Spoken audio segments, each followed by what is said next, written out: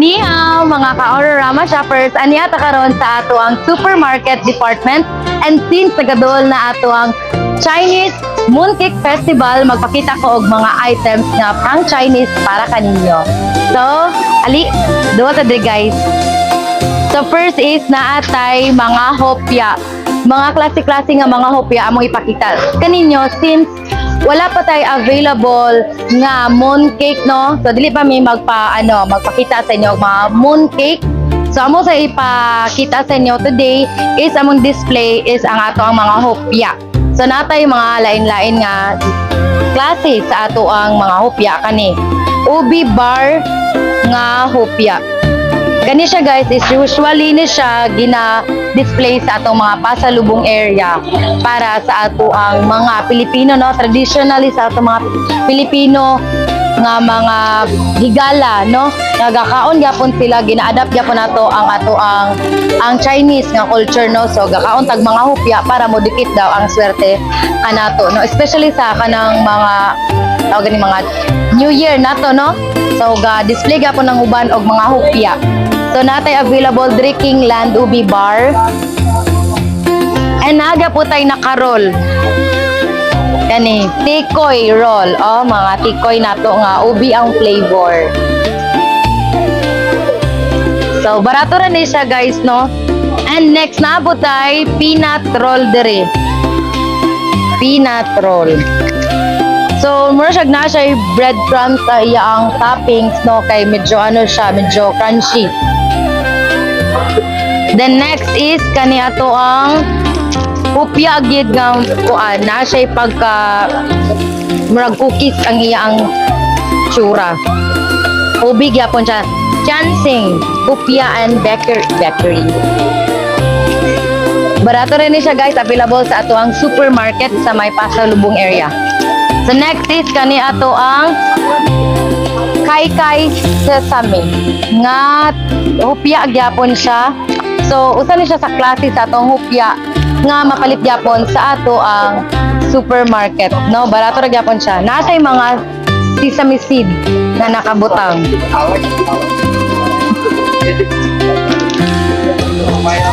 So next is naada gyapon siya hupya nga pandan. Hupya nga pandan and ubi. So, from Chansing, Japon yan. Chansing. Pandan and ubi. So, aside sa mga nakaingani nga nakapak, nagyapon tayo mga nakabak. From Kingland, gihapon. Ingani timong ganahan. I like it. Kani munggo, ganan ko ni munggo o langka ang yang flavor. Munggo and langka. Munggo and langka with pastillas. So, mo ni siya guys. Next is ang ato ang nagyapon tayo hupya nga naka-sachet. So, again, munggo, mini, and mga ube. Ngayngani lang. Mga naka-dice ngani, no? Dice nga gagmay nga naka-sachet.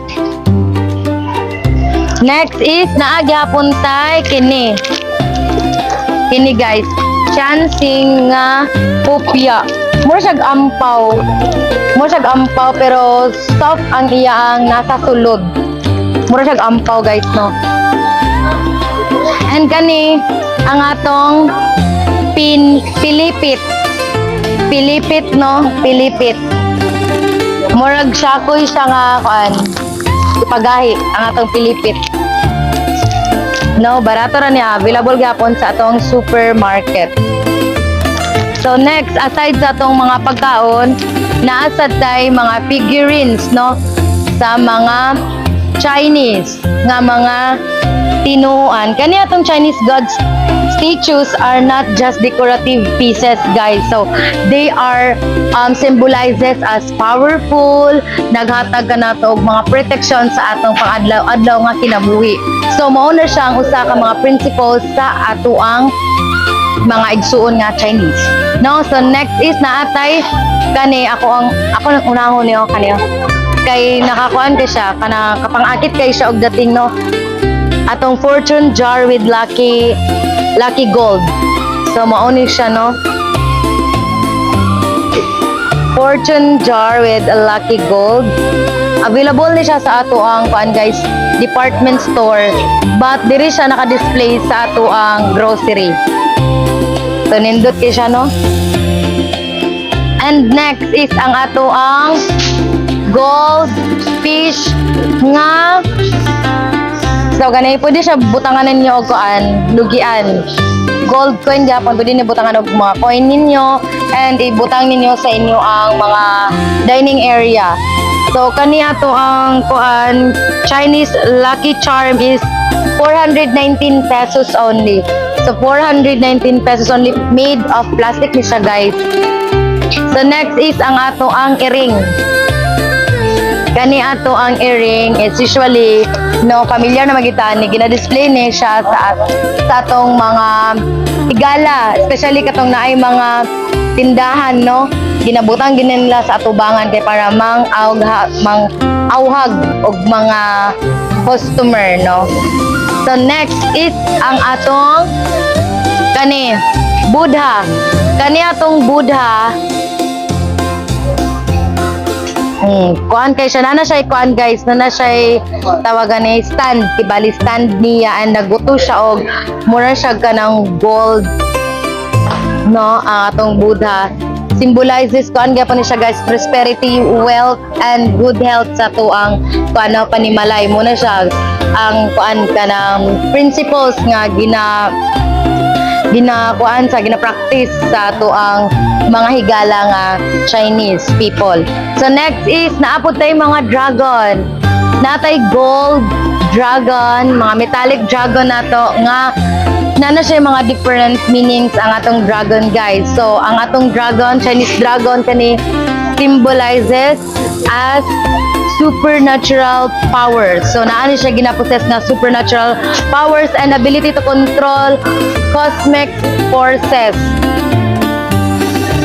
Kana siya to ang mga dragon no. Kasagara gid sa mga business-minded people kay mga dragon ginailang wa gina-display sa ilang mga balay no. Kay ang dragon kay grabe kina siya muhawid og kanang mga good and strong nga mga spiritual beliefs no. And naasad tay mga elephant no available dagko and gagmay. Kaning elephant guys is kuan ni siya kanang considered as good luck ni siya sa ato ang panimalay. Kali ba naghatag ni siya og maayo nga kuan ba murag luck bitaw sa ato ang panimalay katong pamuyo no kaning elephant. And also good prosperity and health no ang elephant. Naputay mga dagko nga mga elephant guys. Na siya. Then next diri sa pikas. Oh kani atong baki. Kaning frog. Frog with kuan siya nana siya kanang mga gold. Ay dili siya gold. Kay kuan naman kanang dili man gold iya ang color.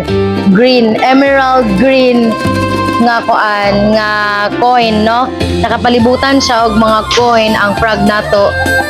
Una siya.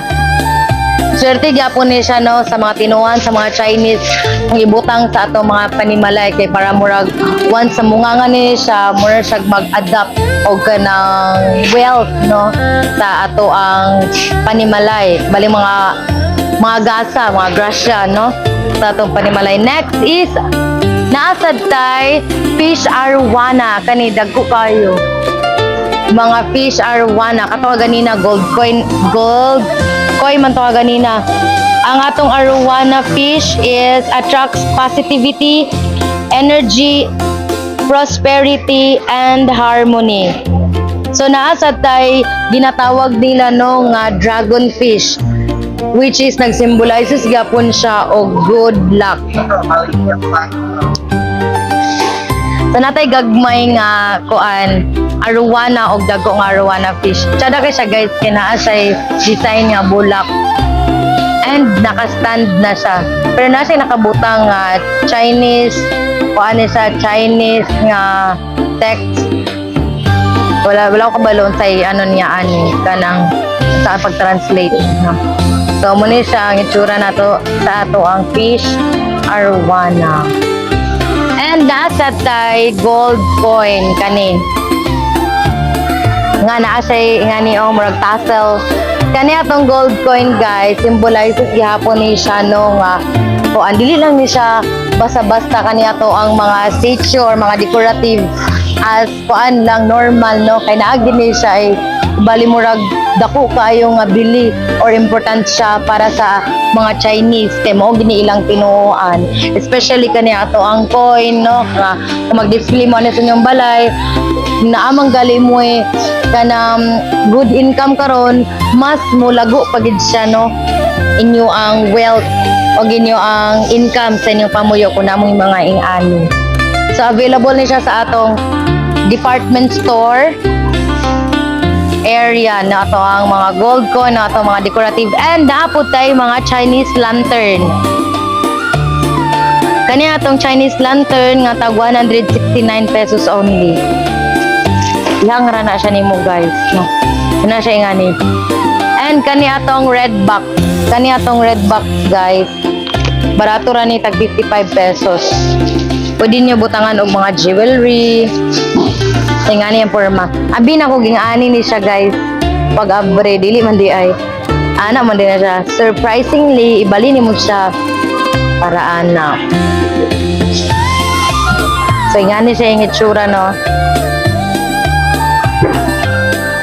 So, mao na siya. Ito siya design, guys. So, diri sa Pikas, guys, tuyok ya punta kay murag na ako nakita diri nga Christmas, Chinese lantern. So, laylay color orange, yellow, oy. Naagya po yung pink. Ay, pink na dito. Oh, ingani siya, guys. Yellow nga kuan oy yellow nga lantern.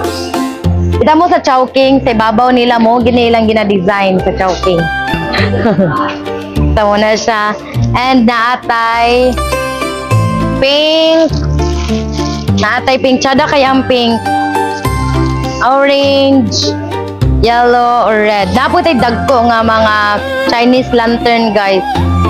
Like sa mga event na gid ni sa mga Chinese no, usually kana mga New Year season nila no.